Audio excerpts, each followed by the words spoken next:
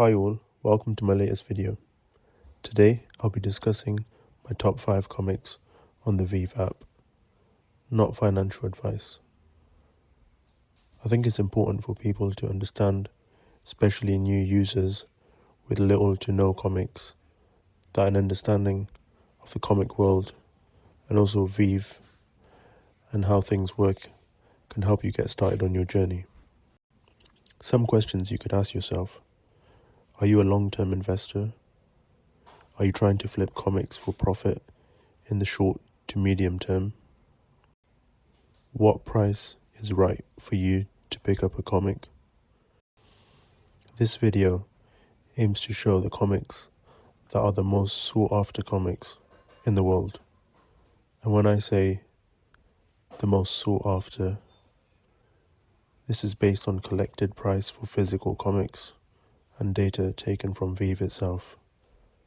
I wouldn't say this is the best way of speculating price just yet, but we are super early in this space and we can only use what we have. So to help me decide what goes into my top 5, I've listed a few areas that I'd like to discuss and things that help me choose this list. One of the first things that I like to look at is the first appearance or popularity of the comic. So this could be, is there a first appearance character for this comic? Who that superhero or villain is, how popular they are, and if their popularity is growing. Next, I look at Go Collect for their fair market value. For those that know, Go Collect, obviously I'll speak about later on in the video, is a good place to check for price guides. In terms of the edition size on Veve, I like to have an idea of how scarce the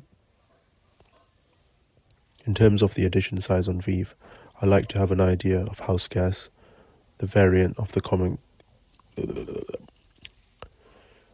In terms of the edition size on Veve, this can vary, so I think it's important for you to understand the different editions that are available and how each variation can have an impact on price. I also look at the remaining editions within the market, as this shows demand and it also shows the supply left, and we can also see people that are holding on to these grails. And lastly, the release date.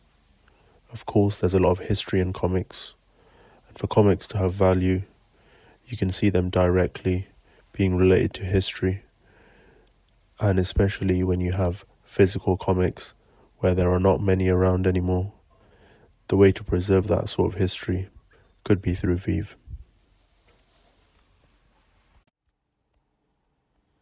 So let's take a look at my top 5. Coming in at number 5 is one of the first comics released on Veve, The Amazing Spider-Man 1. My choice for number 5 and 4 was a tough one, but I've gone for Amazing Spider-Man 1, and I'll tell you the reasons why. This is the first in the series of an ongoing and brilliant series, in my opinion, of the most popular Marvel superhero, especially at this moment in time. We all know the impact of Spider-Man and the growing presence that he's starting to have in the MCU, and I believe this comic is an excellent pick. The comic was first released in 1963. If we take a look at Go Collect, a well-respected and known price guide for comics, many in this space will know Go Collect and use this as a way of reviewing the price speculation for a comic. We can see the grade 9.6 fair market value at $480,000, and even as low as 6.0,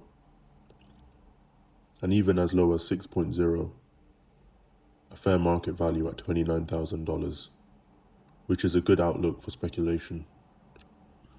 For those of you that don't know Steve Ditko, he was an American comic artist and writer, and he's well known for being the co-creator of Marvel's superhero Spider-Man and also the creator of Doctor Strange. And I'm sure we both know those two superheroes have an even ever-growing presence, even now. The edition size of the comics is 60,000, which is high, but again, this was an early release on Veve, and we can see the remaining editions is close to nothing. With time in the market, we can see the users are holding this comic, and rightly so. For my fourth best comic, I've chosen The Journey into Mystery 83. One of the reasons behind this position is the first appearance of Thor. Thor is a popular superhero all over the world and has grown immensely within the MCU. In terms of history, the comic was released 1 year before Amazing Spider-Man 1 in 1962, and both scripts for Amazing Spider-Man and Journey into Mystery were written by the great Stan Lee. For those that know their comics will know this is a well sought after comic, and the fair market value according to Go Collect for a grade 9.0 in the physical world is 82,000 and 9.2 at 220,000. I know the fair market value of this comic is slightly lower than the Amazing Spider-Man 1, but the reason I have placed this comic at 4 is mainly around the size edition available on Veve. To me, that's enough to justify a purchase of any of these scarcities. We can see the remaining editions compared to the earlier comics is a lot more at around 4%, and this is because of the time it was released on Veve, meaning the time in the market for this comic has only been a few months, and I'm sure we will see some real price action when more editions get picked up. So let's take a look at my choice for number 3. As you can see, Fantastic Four, number 1. Similar to Amazing Spider-Man 1, this is the first in series. However, this has the first appearance of Fantastic Four, and the first comic published under the Marvel name, and also the script was written and edited by Stan Lee. The artist for this amazing cover, in my opinion, was Jack Kirby. Jack Kirby is known for his Monster Mayhem covers, and he set the standard, and in my opinion, you can't go wrong with that. So let's take a look at Go Collect. As you can see, grade 8 at $120,000, grade 9 $240,000, and grade 9.2 at $1.45 million. And I think this is what separates this comic from the previous two, and especially this comic being the first comic published under the Marvel name, I think holds a lot of weight moving forward. And I think for those comic collectors that really want that special piece, I think this has it. For those of you that have been around on Veve, or you're a physical comic collector, I think you might have an idea for my number 2 and number 1 pick. My number 2 pick is a comic that was first released on Veve, their first ever release, and also the first ever single comic book published by Timely Comics, the company that would later on become Marvel Entertainment, the one that started it all. Marvel Comics 1. Marvel Comics only ran for a single issue after being renamed to Marvel Mystery Comics with its second issue. The Marvel Comics was a huge landmark and has a huge history in this space. This is the first book that would launch Timely into the business of producing regular comics every month up to the present day. And if you think about that just for a moment, I think you can see the value that we have here. The Marvel Comics 1 was released in September 1939, a comic that is a lot earlier than the rest of the comics in my top 5. In terms of first appearances, we have the first appearance of the Human Torch and also the Submariner.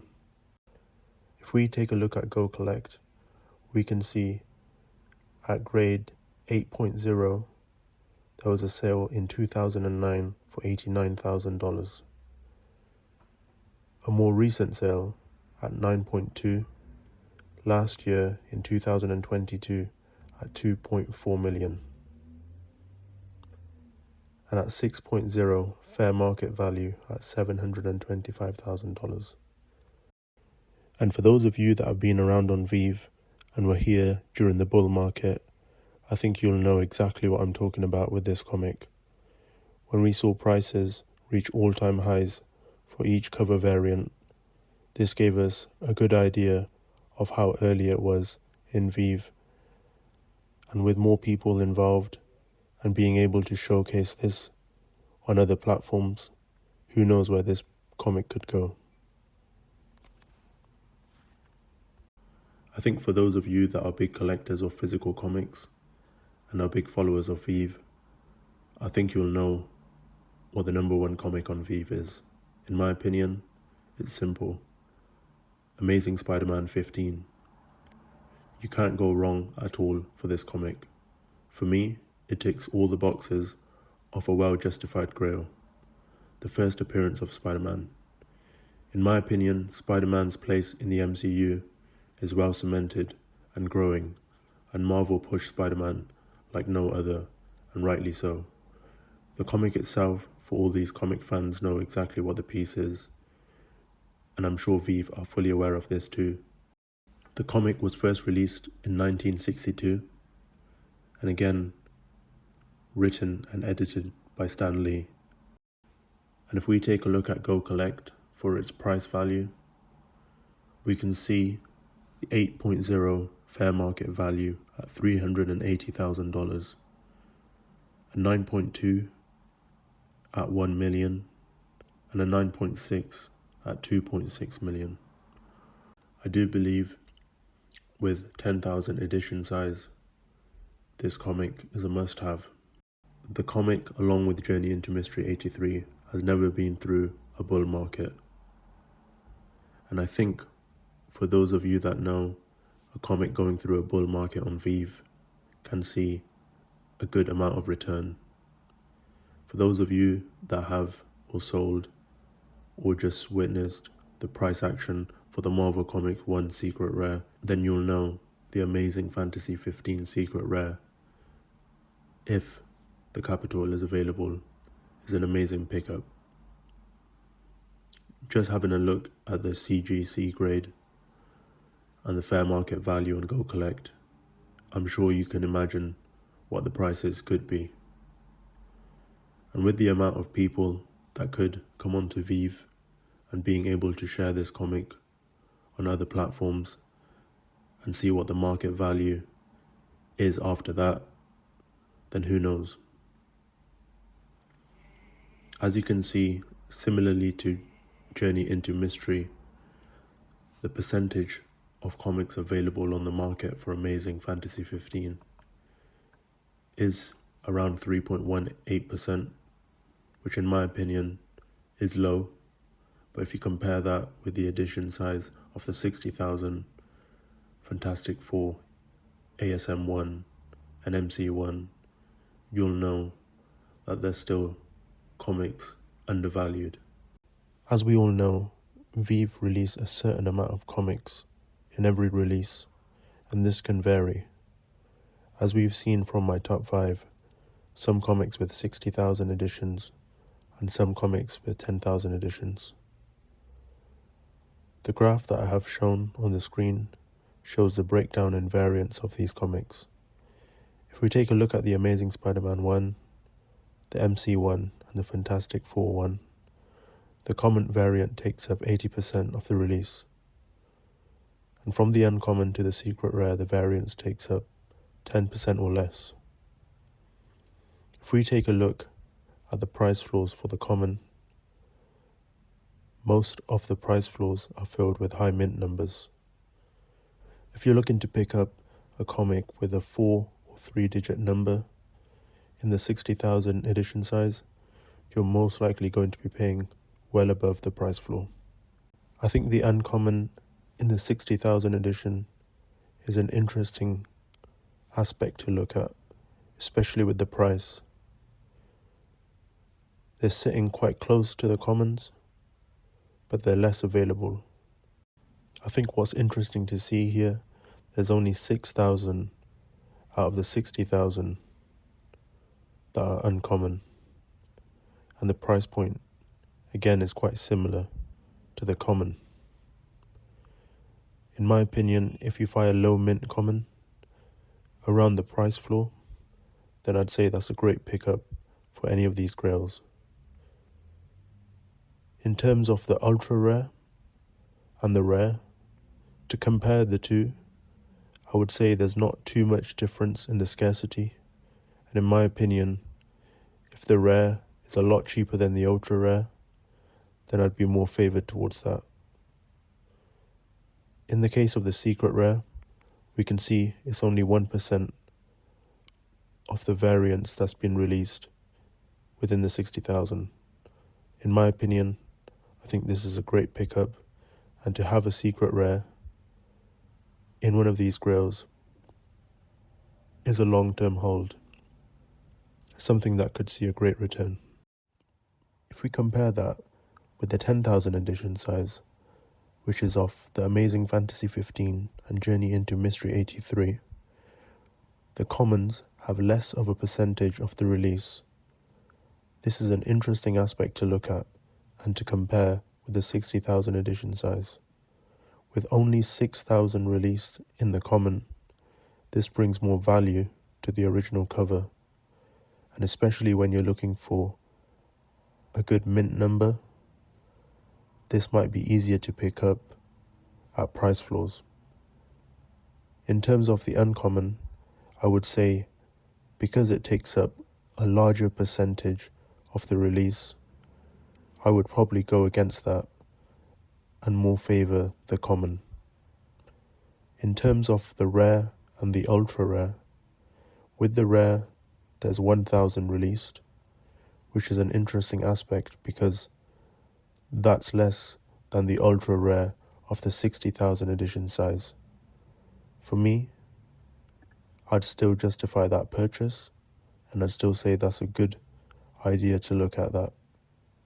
In terms of the ultra rare, at 500, which is 100 less than the secret rare of the 60,000 edition size, I would still say this is a good pickup and something that could hold a lot of value long term. And even better in this case, the secret rare with only 250 editions released. That is a lot less than the 600 that were released in the 60,000 editions.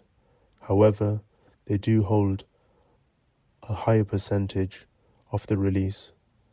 But again, 250 releases of 2 grails are amazing long-term holds, in my opinion.